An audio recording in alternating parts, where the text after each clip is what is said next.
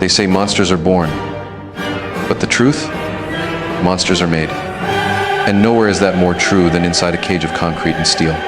In these frozen prison corridors where men are reduced to nothing but flesh, fists, and fury, there is no light, no mercy, no escape. Hope is a myth. Justice is dead. Survival is the only law carved into the walls with blood and broken bones. Every punch is a test. Every scar, a reminder. Every shattered bone becomes a brutal lesson. And in this merciless economy, blood is the only currency, and power is the only god. Out of this darkness, one man rose. Not by luck, not by chance, but through sheer obsession, through violence so raw it burned itself into his DNA. Through pain so unrelenting it reshaped his very soul into something more than human, into something terrifying. His name? Boyka. Not just a fighter, not just a man, but a predator who demanded more than victory. He didn't want to win. He wanted to dominate. He didn't want to exist, he wanted to become. Forged in agony, baptized in blood, crowned in violence. This is where it all began, the birth of the monster the world could never cage. The rise of Yuri Boyka, the most complete fighter. In Undisputed II, we don't just meet Yuri Boyka, we witness the evolution of something humanity wasn't ready to see. Not just a man, not just a fighter, but the birth of a monster wearing human skin. Locked behind bars? Yes. But those walls were nothing more than shadows trying to contain a storm. Chains could never hold him, because Boyka wasn't bound by steel, by fear, or by law. He was bound by destiny. To Boyka, violence was not chaos. Violence was order. It wasn't just a way to survive, it was sacred law. He believed the universe itself had carved his fists from stone, sharpened his bones into blades, and set fire to his veins with one singular purpose: combat. Where ordinary men saw a fight and felt fear, Boyka saw transcendence. To him, every strike was scripture, every kick was a hymn, every shattered bone was an offering to a god that only spoke one language, the language of violence. The cage was never his prison. It was his cathedral, a holy ground where weakness came to die, where hesitation was slaughtered, and only the worthy were allowed to breathe. Inside that cage, Boyka wasn't just a man exchanging blows. He was a priest delivering sermons through destruction. He was worshiping through dominance. And when he fought, it wasn't his opponent he was destroying. It was weakness itself. It was compromise. It was every illusion humanity told itself about fairness, mercy, or restraint. To the world, he was a criminal, a convict, just another monster locked away. But to himself, he was something far more terrifying, far more divine.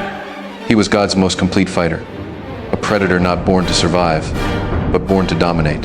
And in Undisputed II, the world was about to learn what happens when destiny puts on gloves and steps into the cage. While other men in prison fought for money, or respect, or even a shot at freedom, Boyka fought for something far more sinister: legacy.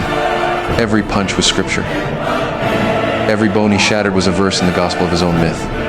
Every broken man left writhing at his feet was another offering to the altar of his name. He wasn't chasing trophies. He wasn't chasing escape. He was chasing immortality. And immortality demands blood. The myth of Boyka didn't spread by posters or headlines, it spread by whispers in the dark. By guards who trembled when they passed his cell. By prisoners who lowered their voices when they spoke his name, as if saying it too loud would summon him. Boyka didn't just win fights, he erased men. He broke them so completely that the echoes of their screams outlived the sound of the crowd. He wasn't feared because he fought. He was worshipped because he could not be stopped. Understand this, Boyka wasn't a man anymore. He was a religion. He was proof of what happens when obsession consumes every piece of you.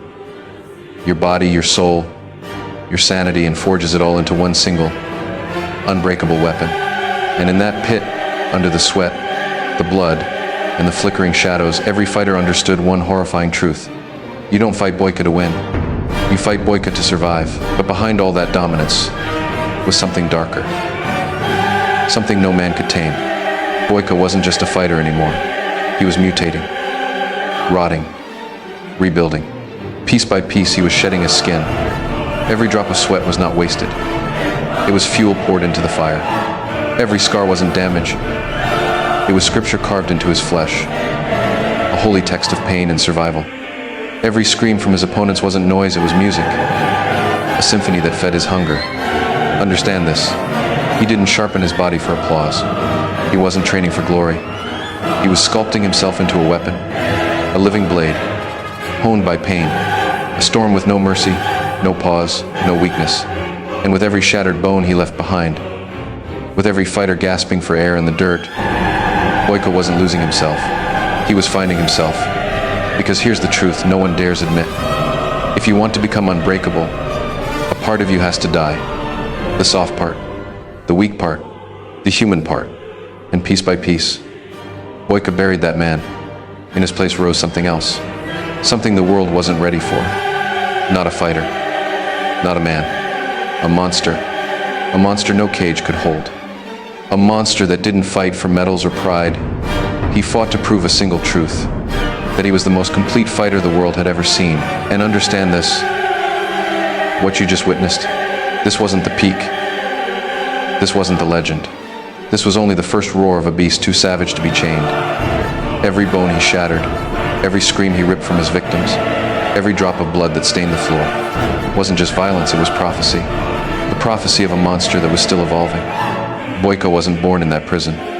He was forged there, forged in cages, in darkness, in fire and humiliation. Every loss of freedom was gasoline. Every fight was a spark. And together they created an inferno that devoured anyone foolish enough to step in his way. Because understand this, hunger like his doesn't fade. It grows. It sharpens. It eats weaker men alive. This was not the story of dominance. This was the birth cry of a storm. The rise of a monster who would one day fight not only for power, but for his very soul. So burn this into your memory. The broken jaws, the blood on the concrete, the roar that shook the prison walls. Because this was not the end. This was only the beginning. And in the next chapter, the world will finally see what happens. When a monster discovers redemption, this was only the beginning. The birth of Yuri Boyka, the monster the world thought they could cage. But let me tell you something. You can't cage obsession. You can't bury hunger. You can't chain a man who'd rather die standing than rot on his knees. Because monsters don't stop at blood. They adapt. They mutate. They evolve into something far more terrifying. The Yuri Boyka the world saw in Undisputed II was only the shadow of what was coming. The prison didn't break him. The pain didn't kill him. The defeat didn't end him. It remade him. The scars became his armor. The losses became his fuel. And the rage. Oh, the rage turned into fire. What comes next isn't just a fighter. It isn't just violence. It's the resurrection of a broken warrior, rebuilt from the ashes, sharper than steel, hungrier than ever, and driven by something far more dangerous than power. Redemption. This is part 1 of Boyka, evolution of a monster. And next, we dive into the man who broke chains, shattered bones, and fought not just for victory, but for his soul. Prepare yourself. Part 2 is coming.